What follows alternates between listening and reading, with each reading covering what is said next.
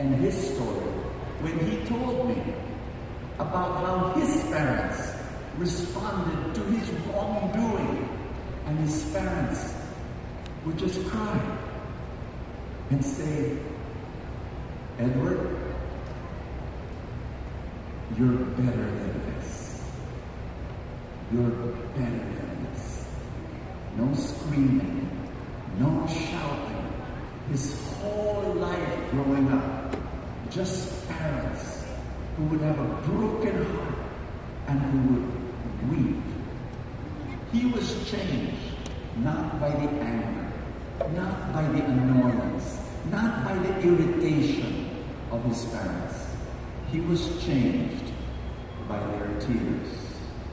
And my dear friends, that is what will change your life. Because God, He weeps for you. Didoy, take over. Thank you, Brother Bob. Awesome. God weeps for you. Wow. How many here first time heard that God weeps for them? Imagine. I couldn't even imagine. But He does. And I'd like to continue. Noah's Ark. Beautiful, happy story with the animals. But that's what we do here in the feast. We try to dig deep and understand what does it mean and how everything is all connected.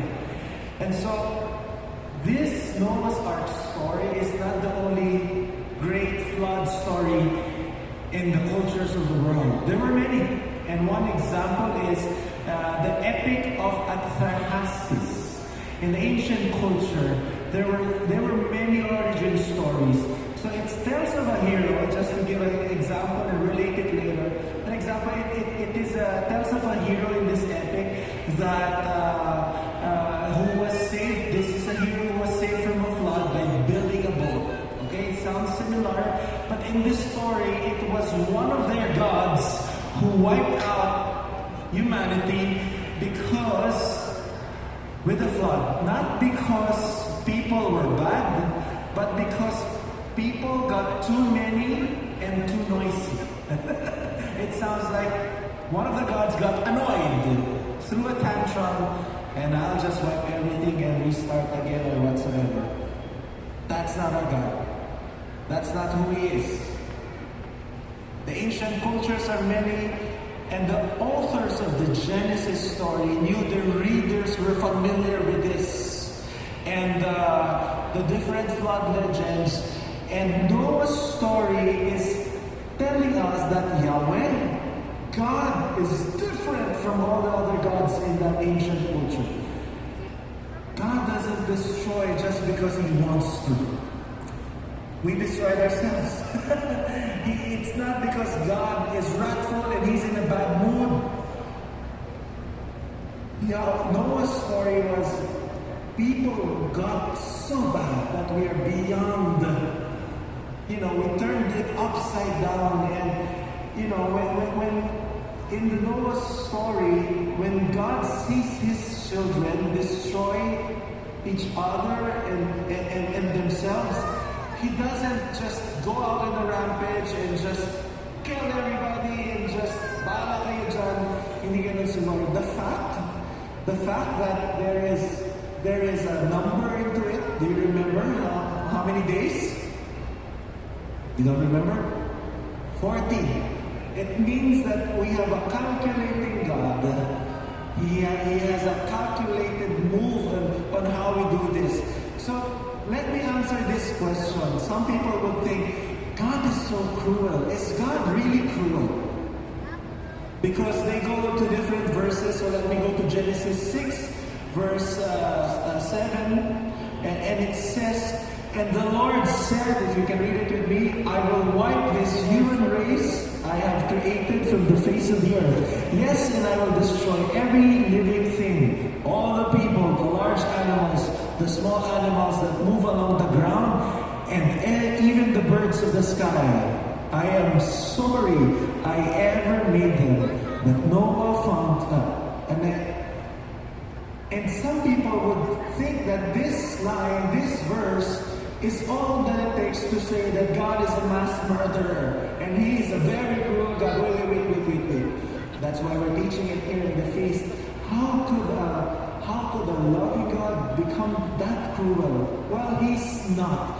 And you gotta understand ancient stories, ancient culture, ancient context. Do not just do this out of context. So we have two answers for that question. Is God cruel? Reading from this, you gotta, number one, stop reading this story with modern eyes.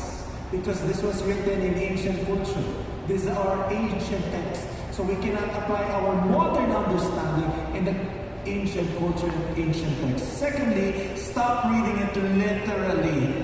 Okay? Stop reading it literally.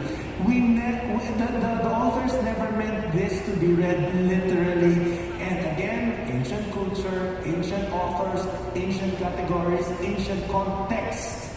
And it must be read from an ancient perspective. Everybody say perspective.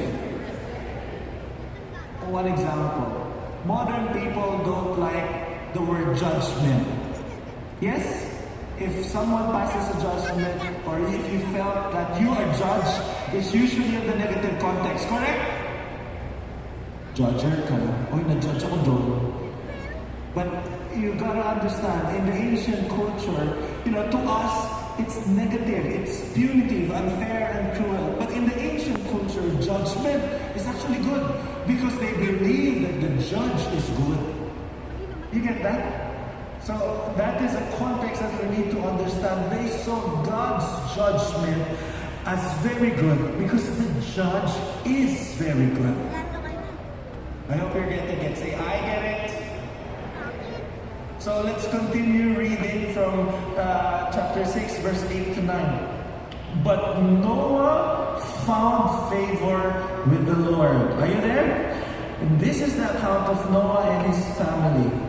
Noah was a righteous man, the only blameless person living on earth at the time, and he walked in close fellowship with God. Everybody say righteous. I want you to pin that thought of Noah being one of the righteous ones, because that means a lot after, as we go through the other chapters. And after, let me push on the story. After Noah goes into the ark with the animals, remember, how does it happen? It's not meant to be taken literally, okay? Imagine how many animals, if you're a zoologist, can that fit a whole ark? It's not meant to be taken literally.